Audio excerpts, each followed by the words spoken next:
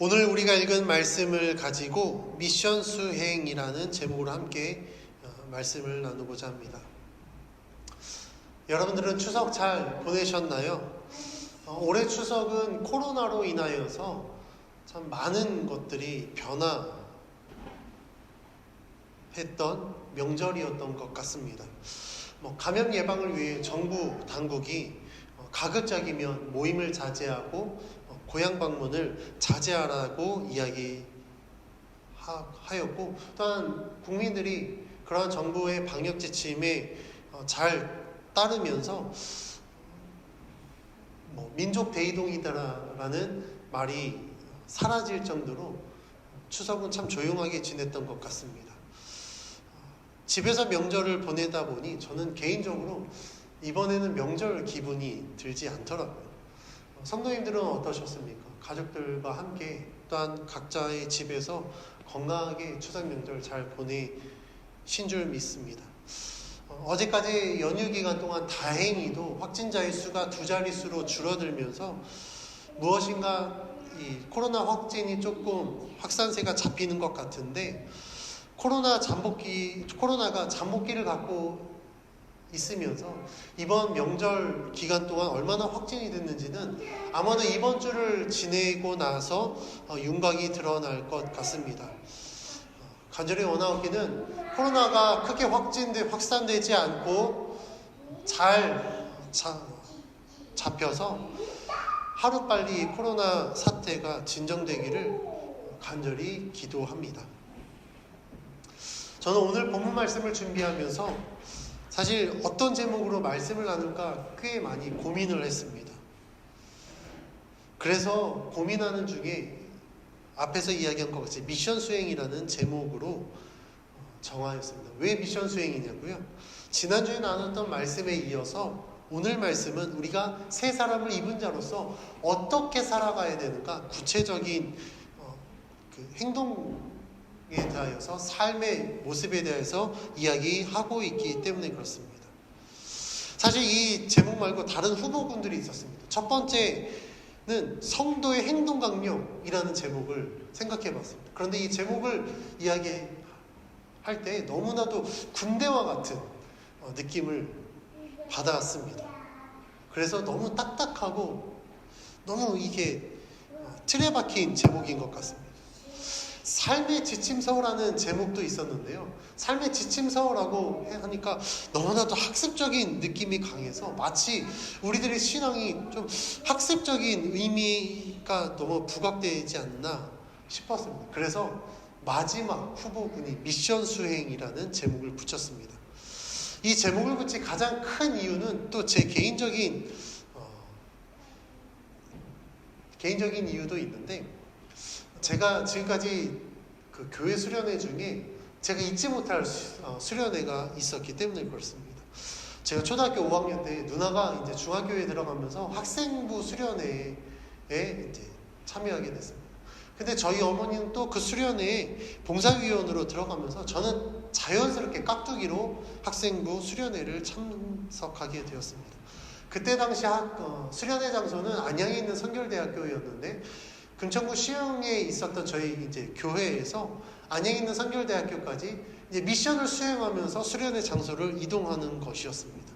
그래서 교회에서 각 조별로 이제 막 암호를 푸는 이제 미션지를 받아서 그 암호를 풀면 그 암호에 따라 이제 다음 또 장소로 이동하고 또 그 다음 장소로 이동하고, 그렇게 이동하면서 각 코스별로 주어지는 미션을 수행했을 때 조별로 이제 점수를 받아서 수련회 장소까지 이동하는 것이었습니다. 그때 당시에 조장과 이제 조원들이 막 머리를 맞대고 지혜를 모아서 암호도 풀기도 하고 서로 협동심을 발휘하여서 각 코스별로 미션을 수행하기도 하였습니다. 그래서 저희가 이제 열심히 해서 우리 조가 딱 도착했을 때 저희 조가 2등으로 도착했습니다. 1등으로 도착한 팀은 이미 도착하여서 이게 여유롭게 아이스크림을 먹고 있더라고요. 그래서 분명히 우리가 열심히 해서 우리가 1등인데 우리보다 더 빨리 온 조가 있었나? 사실 좀 허탈했습니다. 어찌된 영문인가 알아봤더니 그때 당시에 먼저 도착한 저희 조장이 성결대학교로 가는 이 코스를 아니까 그냥 암호를 풀지도 않고 교회에서 야, 우리 수련회 장소는 성결대학교야. 그러니까 마치 대단한 암호를 푼 것처럼 바로 버스를 타고 성결대학교로 이동하였습니다. 그때 당시에 버스를 2번 이렇게 타야 되기 때문에 각 조별로 2번의 교통비가 지급되었습니다. 그런데 그 조는 그 수련회 장소가 성결대학교다라는 사실만 안 채 그냥 버스를 타고 한 번에 다이렉트로 수련회 장소로 이동하였고 나머지 남은 경비로 아이스크림을 사 먹은 거예요. 그래서 그 저는 와 우리가 1등이다라고 생각했습니다. 그런데 수련회 장소에 이제 도착하여서 모든 조가 다 모였을 때 각 코스별로 그 조가 미션을 수행함에 따라 부여된 점수를 가지고 수련회를 시작하였습니다. 그러니까 먼저 도착한 조는 어땠을까요? 그 모든 과정들을 전혀 경험하지 못했기 때문에 점수가 빵점으로 시작했습니다. 그래서 결국에 그 수련회 가운데 이 조는 수련회 마칠 때까지 꼴등을 면하지 못하였습니다. 그래서 수련회가 마치고 그 수련회를 정리하는데 섬기는 역할들을 감당했습니다.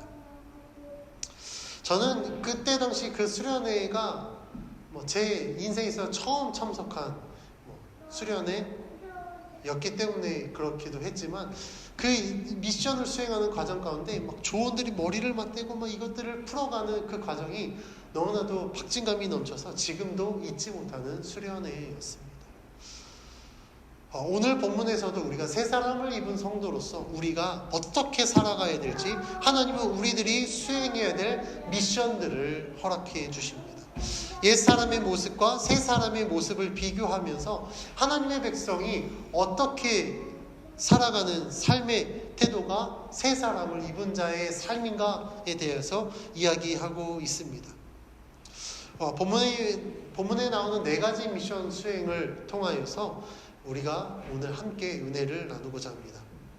먼저 첫 번째 미션은 거짓을 버리고 참된 것을 말하라 라고 이야기하고 있습니다.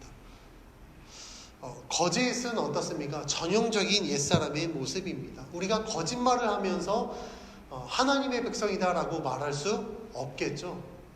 왜 그렇습니까? 거짓말은 하나님 앞에 죄를 짓는 때 아주 우리들에게 시작이 되기 때문에 그렇습니다. 거짓말을 하는 자는 하나님을 알지 못한, 참되신 하나님의 그 진리를 알지 못했을 때 우리가 행하던 행위입니다.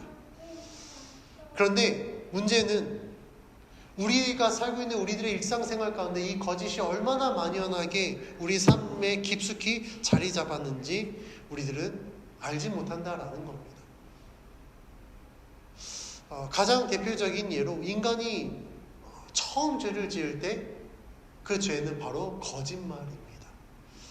우리가 아이들을 보면 누가 가르쳐주지 않아도 거짓말부터 합니다. 저희도 그랬고요. 제가 아이들을 키우다 보니까 우리 아이들도 가르치지 않았는데 처음부터 거짓말을 하더라고요. 그것도 아주 자신들은 그럴싸하게 거짓말을 합니다. 왜 그렇습니까? 우리 인간이 처음 죄를 지을 때 거짓말로 죄를 지었기 때문에 그렇습니다. 우리가 창세기를 읽어보면 사탄이 우리들에게 인간에게 찾아와 유혹합니다. 그리고 그 유혹은 거짓으로 꾸며져 있습니다. 하와가 선악과를 먹을 때도 그랬고 인간이 거짓으로 죄를 지을 때마다 사탄은 이 거짓으로 우리를 유혹하여서 그 거짓으로 죄를 짓게 만듭니다. 그래서 유혹과 거짓의 관계에 대하여서 디모데전서 4장 1절에서 2절 말씀이 이렇게 이야기합니다. 그러나 성령이 밝히 말씀하시기를 후일에 어떤 사람들이 믿음에서 떠나 미혹하는 영과 귀신의 가르침을 따르리라 하셨으니 자기 양심이 화인을 맞아서 외식함으로 거짓말하는 자들이라. 디모데전서에서는 인간이 가는 영과 귀신의 가르침을 따를 때 그 양심이 화인을 맞아서 외식함으로 거짓말을 한다라고 이야기합니다. 그래서 유혹과 거짓말은 뗄래야 뗄 수 없는 관계에 놓여져 있습니다.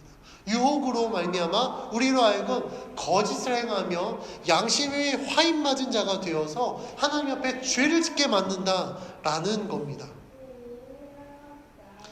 거짓이 하나님께 죄가 되는 것은 성경이 많은 구절들이 이야기하고 있는데, 대표적인 사건으로 저는 초대교회의 아나니와 삽비라의 사건을 예를 들겠습니다. 아나니와 삽비라는 하나님께 드려야 할 헌금을 속였습니다. 그들이 왜 헌금을 드렸는지 말씀에서는 구체적으로 이야기하고 있지 않지만, 아마도 그 바나바가 자신의 것을 드렸을 때 그가 교회에게 인정을 받았던 그 인정을 자신들도 받고 싶어서 헌금을 드리지 않았을까 싶습니다. 그런데 다 드리기가 아까우니까 일부만 드린 거예요. 그런데 베드로가 이야기합니다. 이것이 다냐? 그들은 일부만 드렸음에도 불구하고 전부다라고 속였을 때 어땠습니까? 그들은 그 자리에서 죽었습니다. 그 두 부부는 그 자리에서 동일하게 거짓말을 하면서 그 자리에서 죽었습니다. 왜 이렇게 됐을까요? 여러 가지 이유가 있었지만 저는 이 말씀을 접했을 때 초대교회에 지금 오순절 성령 강림 사건 이후로 예수님께서 말씀하신 그 복음이 예루살렘에서 유대 사마리아 땅끝까지 이제 증거되어지는 놀라운 성령의 역사하심이 이제 펼쳐질 텐데, 교회 공동체 안에 거짓이 들어온 거예요. 그 거짓이 교회 공동체 안에 그대로 있으면 어떻게 되겠습니까? 성령의 역사하심을 따라 복음이 전해질 수 없겠죠. 복음이 전해지는데 이 거짓말은 굉장한 방해 요인이 될 것입니다. 그래서 하나님은 아예 교회 공동체 안에 들어온 거짓말을 아예 그냥 뿌리를 뽑고자 거짓을 했을 때 어떠한 결과가 나타나는지 아나니와 삽비라의 사건을 통해서 본보기로 보여주신 것입니다. 그래서 이 지금 성령의 역사하심을 따라 복음을 증거해야 될 교회 공동체 안에 어떠한 거짓도 용납하지 않겠다라는 하나님의 굳은 의지가 보여주는 사건인 것입니다.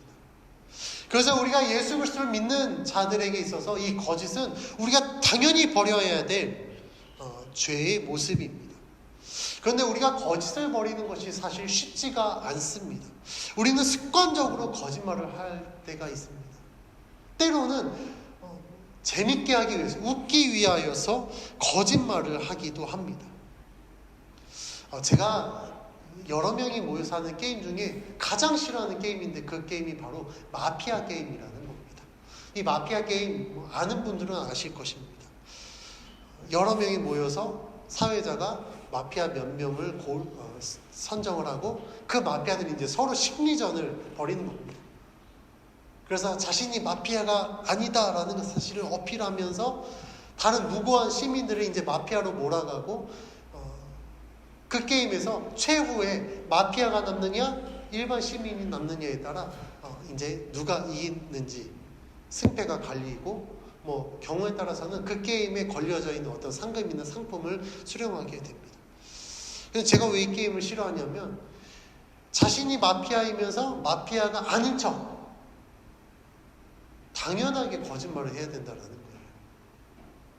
거예요. 그럴 수도 있지, 게임인데 라고 생각할지 모르겠으나 제가 이 게임을 가장 싫어하게 된 결정적인 이유는요, 청년부 수련회를 갔는데 밤에 집회 때 막 청년들이 막 눈물로 기도하면서 회개하고 막 은혜를 받았습니다. 그래서 우리가 정말 하나님의 자녀구나, 그래서 하나님께서 주신 은혜를 우리가 받아서 막 뜨겁게 기도했는데, 그렇게 기도하고 나서 이제 잠자리에 들어야 되는데 수련회 마지막 날 잠자리에 들지 않고 이 마지막 날을 우리가 불태우겠다 그러면서 했던 게임이 마피아 게임이었기 때문에,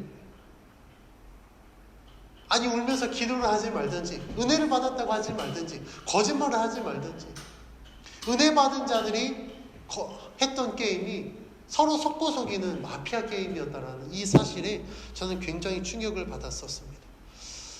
그래서 저는 제가 사역자가 되고 난 이후에도 마피아 게임은 절대 하지 않습니다.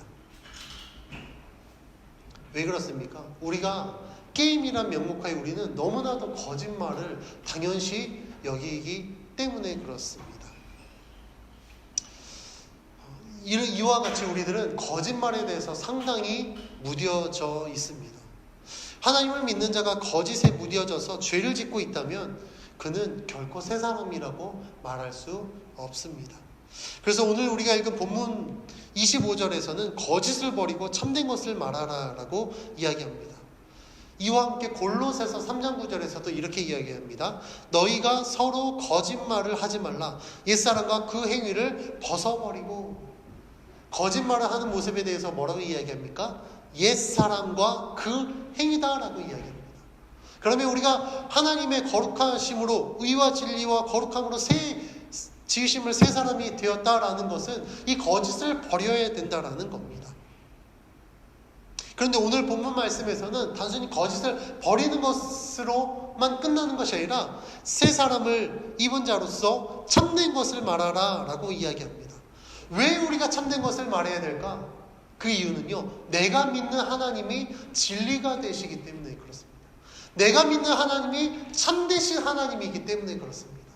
그래서 내가 하나님을 믿는 자로서 나는 하나님의 그 참된 진리를 증거해야 되기 때문에 우리들은 참된 것을 말해야 된다라는 겁니다. 만약에 내가 거짓을 이야기하면서 복음을 증거한다, 그러면 누가 그 복음이 참된 진리다라고 믿겠습니까? 내가 평소에 늘 참된 것을 말하고 진리를 말해야만 내가 복음을 증거하였을 때 사람들이 내가 전하는 그 복음, 내가 믿는 하나님이 정말 참되고 진리가 되신다라는 것을 믿지 않을까요? 거짓을 행하는 자가 복음을 증거할 수 있다라는 것은 말이 되지 않을 것입니다. 그런데 여기에서 중요한 포인트는 참된 것을 말하는 미션이 그냥 각각 개개인에게 주어진 미션이 아니라 공동체에게 주어진 미션이다라는 겁니다. 25절 말씀을 살펴보면 그 이웃과 더불어라는 표현이 있습니다.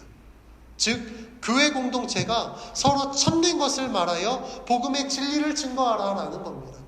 나뿐만 아니라 우리 모두가 함께 서로 복음의 진리를 증거하는 공동체가 되어져서 우리가 하나님의 거룩한 믿음의 공동체로, 교회 공동체로 세워져야 된다라는 겁니다. 이것은 앞서 예화로 이야기하였던 아나니아와 삽비라 사건과도 같은 맥락입니다. 교회 공동체 안에 거짓이 들어온다면 이 공동체는 복음을 증거할 수 없기 때문에 교회 공동체가 서로 참된 것을 말하고 진리를 말함으로 말미암아 복음을 증거하라고 말씀하시고 우리가 그것을 행하게 하십니다. 그래서 예수 그리스도를 믿는 우리들은 거짓을 버리고 참된 것을 말하는 믿음의 성도 또한 믿음의 교회 공동체가 되어야 됩니다. 두 번째 우리들에게 주어진 미션은 분을 내지 말고 서로 용서하라라는 겁니다. 분을 내는 모든 것이 사실 죄는 아닙니다. 왜냐하면 하나님께서도요 진노하시기 때문에 그렇습니다. 예수님도요 우리가 신약 성경에 보면 성전에서 장사하고 환전하는 자들에게 예수님도 분을 내셨습니다. 분을 내는 것 자체가 죄를 짓는 것은 아닙니다. 오늘 말씀에서 보면 분을 내어도 죄를 짓지 말라라고 이야기합니다. 그러니까 분을 내되 우리가 의분이 있을 수도 있는데 분을 내는 것이 죄가 되지 않게 해서 우리가 절제할 수 있어야 된다라는 겁니다. 그렇다면 분을 내면서 죄를 짓는 것은 어떤 경우일까? 27절 말씀은 다음과 같이 이야기합니다. 함께 봉독합니다. 마귀에게 틈을 주지 말라. 우리가 분을 낼 때 어떻게 하면 죄가 된다고요? 분을 내면서 마귀에게 틈을 주었을 때 우리들은 죄를 짓게 된다는 겁니다. 우리가 분을 내기 시작하면 자신도 모르게 그 분을 내는 것으로 인해서 계속해서 감정이 상합니다. 이렇게 감정이 상하다 보면 단순히 분을 내는 것으로 끝나지 않고 더 큰 죄를 짓게 됩니다. 우리가 명절을 지냈지만 이번 명절에서도 참 안타까운 뉴스 기사들이 있는데, 어떤 뉴스 기사들이 있습니까? 가족 친지들이, 형제들이 모여서 서로 덕담을 나누고 서로 함께 그렇게 화목한 가정이 되어야 되는데, 모이고 나서 서로 이야기를 하고 그 가운데 서로 싸우다가 참으로 안타까운 사건들이 발생하게 됩니다. 이번 명절에서도 제가 읽은 기사만 한 4-5건의 기사가 서로 형제들 간에 싸움으로 말미암아 살인을 저지르게 되는 기사들을 보게 되었습니다. 그런데 왜 그런가, 그 가해자의 이야기를 들어보면 이야기를 하다가 화를 참지 못해서, 그 죄를 짓는 모든 원인이 화를 참지 못해서입니다. 이와 같이 분을 조절하지 못하는 것은 성경에서 죄라고 규정하고, 또한 우리가 살고 있는 사회에서는 그것을 질병 또한 범죄로 규정하고 있습니다. 최근에 많은 사람들이 자신의 분노를 조절하지 못하는 이 분노 조절 장애로 인하여서 정신과 치료와 함께 심리 상담을 받는 경우가 꽤 많이 있습니다. 그렇다면 우리는 왜 분을 낼까요? 누군가가 나에게 잘못을 했을 때, 내가 억울함에 처해 있을 때, 때로는 과도한 스트레스를 받을 때 우리는 분을 냅니다. 그러면 그 분을 일으키는 원인을 제공한 누군가를 미워하기 시작합니다. 근데 이 미움은 미움으로 끝나는 것이 아니라 그 미움이 증오로 발전하게 되고, 그 증오는 곧 그 사람을 해하는 죄로 발전하게 됩니다. 자신의 감정을 다스리지 못하고 그 마음이 이끄는 대로 끌려간다면 그것은 하나님과 전혀 상관없는 전형적인 옛사람의 모습이자 우리의 죄의 본성에 따라 살아가는 삶의 모습입니다. 근데 오늘 말씀에서는 복음으로 새 사람을 입은 자는 마귀에게 틈을 주지 말고 자신의 그 분을 절제하고 조절하라고 말씀하고 있습니다. 그러면 우리가 예수 그리스도를 믿는 자로서 우리가 마귀에게 틈을 주지 않고 하나님을 의지했을 때 어떻게 될까요?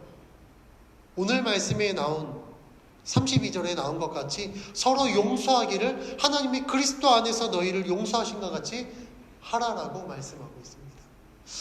우리가 누군가를 절대 용서할 수 없을 때 하나님을 바라보십시오. 그러면 하나님께서 나의 죄를 용서하여 주신 하나님의 그 속죄의 은혜들을 우리가 경험하게 됩니다. 하나님 앞에 우리들의 모습이 어떻습니까?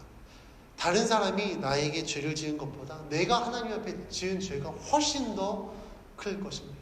어찌 보면 정말 인간적인 마음으로 생각했을 때 내가 하나님 앞에 지은 죄는 절대 용서받지 못할 죄가 많이 있을 것입니다. 그런데 하나님은 어떻습니까? 그런 죄의 모습들을 우리의 삶에서 예수 그리스도의 보혈로 말미암아 다 사하시고 그 죄의 모습을 다 없애주셨습니다. 우리가 주님을 찾고 찾을 때, 예수 그리스도의 이름으로 회개할 때 하나님은 우리의 모든 죄를 용서하셨습니다. 그렇게 용서함을 받은 우리가 어찌 용서하지 못할 죄가 있겠습니까?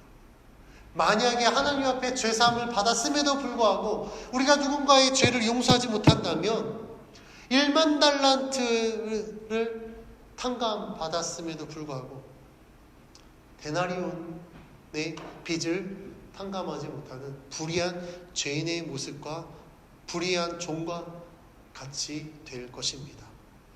그래서 오늘 본문 말씀에서는 마귀에게 틈을 주지 말라, 그리고 성령의 인치심을 받아 살아가는 자로서 하나님이 그리스도 안에서 우리를 용서하신 것 같이 서로 용서하라라고 말씀해 주고 있습니다. 그래서 하나님으로 말미암아, 복음으로 말미암아 거룩하게 지으심을 받은 새 사람은 그 마음 가운데 분노로 마귀에게 틈을 주어 죄를 짓는 자가 아니라, 비록 내 안에 분노가 있을지라도 하나님의 성령의 인도하심을 따라 하나님께서 나에게 용서해 주시는 그 죄속의 은혜를 기준으로 서로 용서하고 하나님 안에서 하나 되는 삶을 살게 될 것입니다. 세 번째, 세 사람에게 주어진 미션은 도둑질하지 말고 선한 일을 하라는 것입니다. 여기서 말하는 도둑질은 단순히 남의 물건을 훔치는 것만을 이야기하지 않습니다. 남의 물건을 훔치는 것과 함께 아무런 노력도 하지 않고 결과를 얻으려는 욕심, 게으름까지도 포함됩니다. 우리가 아무런 일도 하지 않고 아무런 노력도 하지 않고 좋은 결과를 얻으려 하는 사람들에게 도둑놈 심보를 가졌다라고 이야기합니다. 여기서 말하는 도둑놈 심보는 자신이 노력하지 않고 얻으려고 하는 것을 지적하는 단어인데, 이런 모습은 예수 그리스도를 믿지 않는 전형적인 옛사람의 모습입니다. 예수 믿는 자들은요, 절대 노력 없는 대가를 요구하지 않습니다. 성경은 아무런 노력도 하지 않고 대가를 얻으려 하는 것을 게으름으로 표현하는데, 잠언 21장 25절에 이렇게 이야기합니다. 게으른 자의 욕망이 자기를 죽이나니 이는 자기의 손으로 일하기를 싫어함이니라. 자기의 손으로 일하기를 싫어하는 자는 게으른 자이고 그의 욕망은 자기를 죽인다라고 이야기합니다. 또한 데살로니가 후서 3장 10절은 이렇게 이야기합니다. 우리가 너희와 함께 있을 때에도 너희에게 명하기를 누구든지 일하기 싫어하거든 먹지도 말게 하라 하였더니 라고 이야기합니다. 일하기 싫은 자는 먹지도 말라. 일하기 싫은 자는 어떤 것도 원하는 것을 이룰 수 없다라고 이야기하고 있습니다. 그래서 성경은 우리들에게 게으름을 경계하라라고 이야기합니다. 그 이유는 하나님은 분명히 심는 대로 거두게 하시는 분이시기 때문에 그렇습니다. 누구도 심지 않으면서 무엇인가를 거두기를 원한 때에 하나님께서는 그 도둑놈 심보를 가지고 있는 자들에게 열매를 허락하지 않기 때문에 그렇습니다. 오늘 본문 말씀은 도둑질을 버리고 성도가 수행해야 될 미션으로 자기의 손으로 수고하여 선한 것을 하라라고 말씀하고 있습니다. 여기서 중요한 것은 자기 손으로 선한 것을 행하라라는 겁니다. 만약에 내가 선을 행한다고 하면서 남의 것을 취하여서 다른 사람을 돕는다, 그럼 내가 선을 행한다라고 말할 수 있을까요? 그렇지 않을 겁니다. 우리가 선을 행하기 위해서는 반드시 자신이 갖고 있는 것으로, 자기의 것으로 선을 행해야 될 줄 믿습니다. 우리가 사용하는 표현 중에 거지근성이라는 말이 있습니다. 이 단어는 무슨 일을 하든지 다른 사람의 도움을 받아 어떤 일을 처리하려는 것을 빗대어 말하는 표현입니다. 남을 돕고 섬기는 것보다 늘 남에게 신세를 지고 남의 것을 이용하려는 사람의 습성을 이야기합니다. 그런데 오늘 본문 말씀에서 예수 그리스도를 믿는 세 사람은요, 남의 것을 가지고 남의 도움을 받기만 하는 것이 아니라 자기의 손으로 남에게 선한 일을 행하라라고 말씀하고 있습니다. 즉 주님이 나를 섬기신 것 같이 주님의 섬김을 본받아 내가 남의 것이 아닌 나의 것으로 예수 그리스도의 섬김을 따라 선한 것을 행하는 것이 우리들에게 주어진 미션입니다. 네 번째 미션은 더러운 말은 입 밖에도 내지 말고 선한 말을 하라는 것입니다. 우리는 말이 갖고 있는 힘을 잘 알고 있습니다. 그래서 우리가 말에 대한 속담 중에 말 한마디에 천냥빚도 갚는다라는 속담이 있습니다. 이 속담은 말이 얼마나 큰 영향력을 갖고 힘을 갖고 있는지 우리들에게 이야기하고 있습니다. 저는 최근에 연예인들의 자살 소식을 들으면서 자살의 가장 큰 원인이 인터넷상에 올라오는 악플 때문이다라는 사실을 뉴스를 통해 늘 접합니다. 악플은 그들에 대하여서 악성 댓글로 인신공격을 하는 것으로 그치지 않고 그의 가족, 그의 주변 사람들까지도 끌어들여서 얼마나 악한 말들로 그들을 괴롭히는지 모릅니다. 어떤 사람들은 아무렇지도 않게 그냥 재미삼아 악플을 남기지만 그 악플로 시달리는 장본인들은 그 말 한마디 한마디가 그의 영혼과 감정을 굉장히 병들게 만듭니다. 그런데 이런 말은 악플을 좋아하는 특정인들만 하는 것이 아니라 누구나 하고 있다라는 사실입니다. 그냥 재미삼아. 이 말이 얼마나 위험한 죄입니까? 나는 재미삼아 아무렇지도 않게 던진 악한 말이, 더러운 말이 누군가를 죽일 수 있는 살인도구가 될 수 있다는 사실을 우리는 분명히 기억해야 됩니다.